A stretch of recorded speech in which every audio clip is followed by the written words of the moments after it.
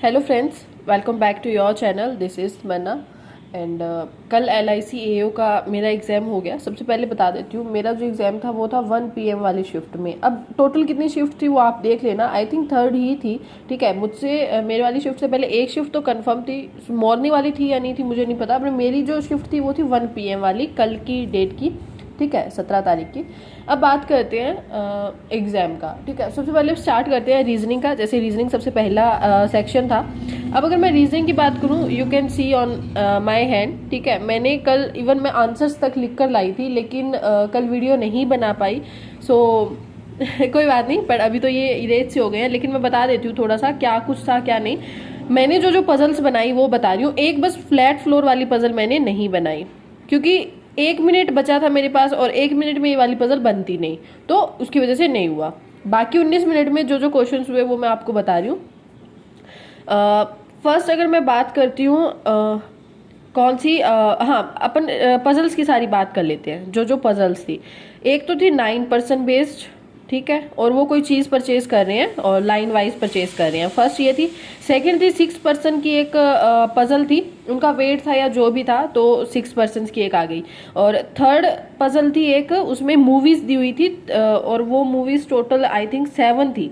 7 movies दी हुई थी। ठीक है, 9% एक 6% की हो गई, एक 7 मूवीज बेस्ड हो गई। और एक पजल थी आपकी 12% से, जो ऐसे बैठे थे, 6 इसमें बैठे थे, 6 इसमें बैठे थे, ABCDPQRST ऐसे बैठे थे। तो ये 4 पजल मैंने बनाई। उसके बाद में एक आपका आया हुआ था डायरेक्शन बेस्ड क्वेश्चन आए हुए थे, 3 क्वेश्चन थे शायद उसमें, तो वो क्वेश्चन मैंने किए। उसके बाद में सिलॉग्स आए थे, तो 3 क्वेश्चन वो हुए।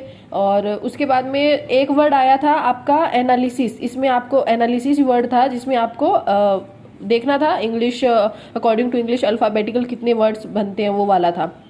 और एक दूसरा आया था, उसमें ना आपके जो वर्ड बन रहे थे वो, मुझे जहां तक ध्यान है यहाँ पे HIR ही बन रहा था। ठीक है, ये 4 वर्ड थे, इनमें से 2 वर्ड तो मुझे लगता है 2 वर्ड इसके बन रहे थे, ऐसा ही था कुछ। आप बता देना इसका, क्योंकि एक तो जहां तक मुझे ध्यान आ रहा है ना, मैंने कहीं पढ़ा था, मुझे नहीं ध्यान आ रहा है ये कौन से मॉक में मैंने देखा था।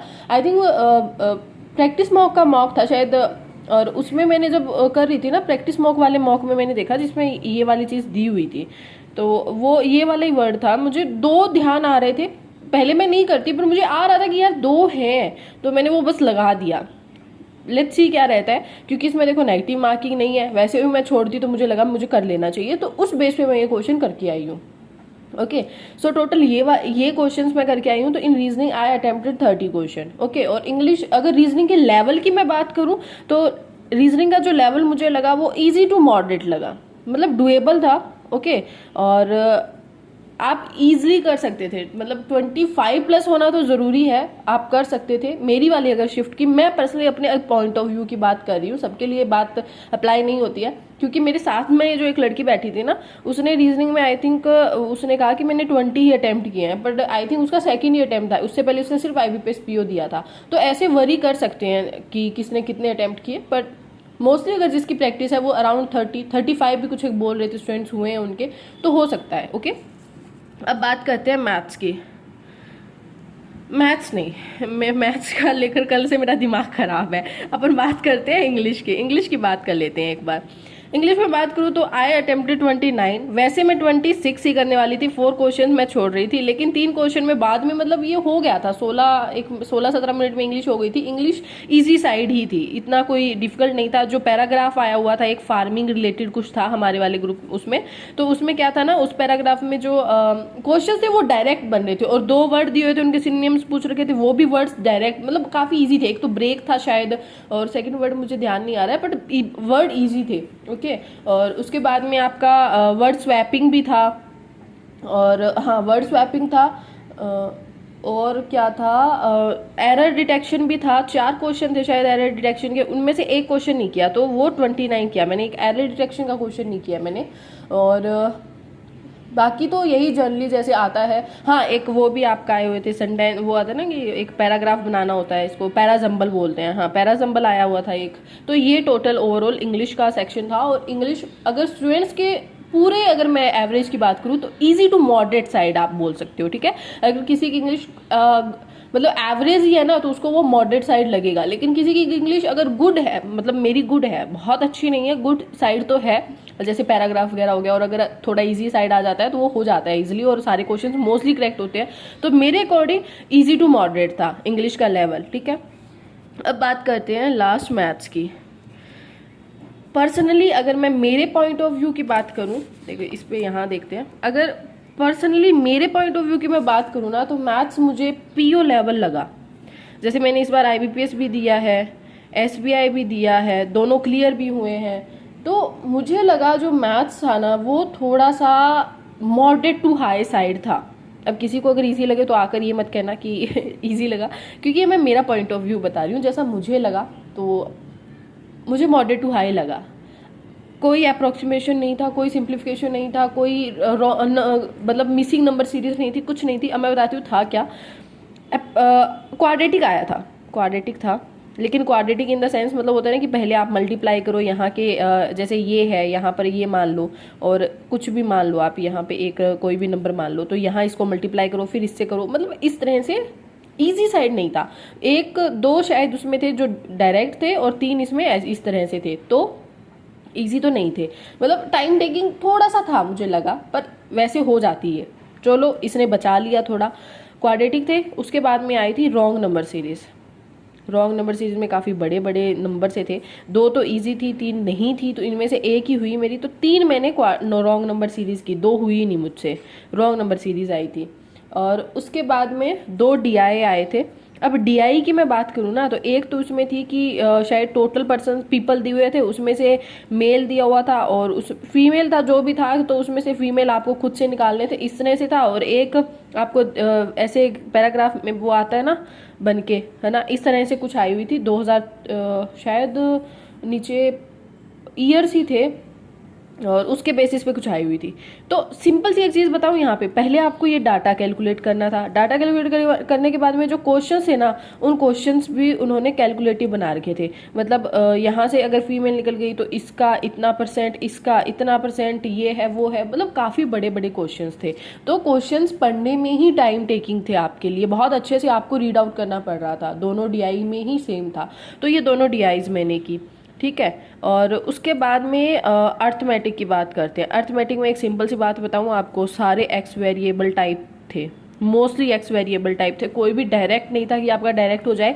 इवन एज वाले जो क्वेश्चंस होते हैं और जो आपके ये होता है टाइम एंड वर्क वाला क्वेश्चन होता है, ये थोड़ा सा ऐसा रहता है ना कि इजी साइड रहते हैं, बट ये नहीं थे, कल वाली शिफ्ट में नहीं थे ये। इसमें आपको ना एक्स उक्स करके ऐसे निकालना पड़ रहा था, और ऐसा नहीं था ना, एक होता है नॉर्मली कि आपके पास ये क्वेश्चन आया हुआ है इतना 2 लाइन में, और आप इसको ना देखते ही ना, वो नंबर देखते ही आप समझ जाते हो कि अच्छा इसमें ऐसे ही है। नहीं, ऐसा नहीं था, वो आपको अच्छे से पढ़ना पड़ रहा था और फिर ही वो आपका हो रहा था। तो सिंपल सी बात है, आप 30-40 सेकेंड में उसको नहीं कर सकते थे। मुझे जो मेरे पर्सनल लेवल पे लगा, नहीं कर सकते थे 30-40 लेवल पे। तो यहाँ से जो एक चीज़ मुझे समझ में आई ना, मतलब इस बार जो मैंने सारे एग्जाम्स दिए हैं, टोटली सारे प्री दिए हैं, ऑलमोस्ट मेंस दिए हैं, तो उसमें लास्ट फाइनल जो मुझे एक चीज़ रियलाइज हो रही है अभी, वो ये कि मैथ्स का जो साइड है ना, वो इंक्रीज टू इंक्रीज होता जा रहा है। ओके, और अगर वैसे मैं मैथ्स की बात करूँ तो आई अटेम्प्टेड 21, ठीक है, 21 अटेम्प्ट किए हैं, ठीक है। अब यहाँ पर एक बात करूँ तो सेक्शनल तो मेरा किसी में भी नहीं रुकने वाला, I believe, okay, I believe. अगर मेरी शिफ्ट हार्ड साइड रहती है और अगर मार्क्स डिडक्ट नहीं होते हैं तो सेक्शनल तो नहीं रुकेगा। और अगर बात करते हैं क्योंकि मेरी जो एक्यूरेसी है ना, वो अगर मेनली बिगड़ती है प्री में तो वो इंग्लिश की वजह से बिगड़ती है। इंग्लिश में इसका कोई रोल ही नहीं है, मैथ्स रीजनिंग है तो ऑफकोर्स होगा, अच्छे से होगा। अब बात करते हैं ओवरऑल की, तो ओवरऑल देखो आई कांट से एनीथिंग, और मुझे नहीं लगता इस पे होगा, इस अटेम्प्ट पे होगा मेरा। तो लेट्स सी क्या रहता है क्या नहीं रहता है। और अभी तक मैंने किसी और का रिव्यू नहीं देखा है, और मैं अभी देखूंगी, क्योंकि अभी मैं उठी आज 10 बजे हूँ, थोड़ी तबीयत बहुत ख़राब है उसकी वजह से। सो अभी एक बार हॉस्पिटल जाना है, फिर आगे देखते हैं क्या रहता है। तो अब बात करते हैं, सेक्शन नहीं रुकेगा, ओवरऑल तो लेट्स सी क्या रहता है। और आप प्लीज़ अपने अटेम्प्ट शेयर कीजिएगा, अटेम्प्ट इन द सेंस आप 70 में से अपने शेयर करिएगा। और दूसरी बात ये, मैथ्स का शेयर कीजिएगा और अपनी शिफ्ट ज़रूर बताएगा, ठीक है, इतना कीजिएगा। और फाइनल जो एक चीज़ मैं आपको कहना चाहूँगी ना, वो ये कि मैथ्स का जो साइड है ना, वो मुझे क्योंकि देखो रीजनिंग में तो और कुछ है ही नहीं ना करने वाला। रीजनिंग में तो वही चीज़ें आएंगी, आपके पास पजल्स आ गई, पजल आप अगर अच्छे लेवल की प्रिपेयर करें तो वो हो ही हो जाएंगी। लेकिन मैथ्स में क्या होता है ना, अगर मैथ्स में आपका इजी क्वेश्चंस होते हैं, जैसे 10 से 15 इजी क्वेश्चंस दे दिए, उसके बाद में 10 डीआई के दे दिए, और फिर 10 उन्होंने दे दिए अर्थमेटिक के, पहले ये रेशियो रहता था। लेकिन अब क्या रहता है, इजी तो 5 ही होंगे, उसके बाद में अर्थमेटिक 10 होगी, लेकिन ये भी आपकी मतलब ऐसा होगा कॉम्प्लिकेटेड साइड होगी, और उसके बाद में ये जो अर्थमेटिक है ये 15 क्वेश्चंस पे ले जाते हैं। तो ऑटोमेटिकली मुझे लग रहा है जो आपको अर्थमेटिक में अब काम करने की बहुत ज़्यादा ज़रूरत है, आपको वेरिएबल्स पे खेलने की बहुत ज़्यादा ज़रूरत है, और मैथ्स की प्रैक्टिस करने की ज़्यादा ज़रूरत है। मुझे पर्सनली जो फील हो रहा है आगे जो अभी एग्जाम्स आने वाले हैं, ठीक है, क्योंकि लेवल बढ़ेगा ही बढ़ेगा, कम तो नहीं आने वाला है किसी भी हाल में। और मैं यही कहूँगी कि प्लीज़ अपनी प्रैक्टिस जारी रखिए, प्रैक्टिस एक भी दिन नहीं छोड़े। अब अगर मान लो आप आरबीआई भी टारगेट कर रहे हो ना, तो मैं यही कहूँगी आज से ही ना मॉक लगाना शुरू कर दो, आज से ही।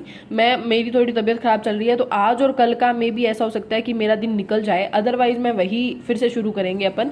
ओके, टारगेट शुरू करेंगे, और आरबीआई को टारगेट कर रहे हैं तो आरबीआई के लिए वैसे तो अलग एक वीडियो मैं पूरी इस पे फोकस ले आऊँगी बट फिलहाल I am providing you a link, आप जस्ट जाकर ना एक बार वो मॉक लगाओ, और उसमें ना मैथ्स लगाना, मैथ्स, ठीक है, और मैथ्स का अपना लेवल बताना, मतलब मार्क्स बताना कि क्या रह रहा है क्या नहीं रह रहा है। और वो मैथ्स उसमें देखना, आपको मोस्टली यही लगेगा कि अर्थमेटिक ज़्यादा दे रहे हैं, अर्थमेटिक में कैलकुलेटिव ज़्यादा हो रही है, ठीक है। तो मैं ये मॉक का लिंक आपको प्रोवाइड कर दूंगी, आप जाकर दे आना।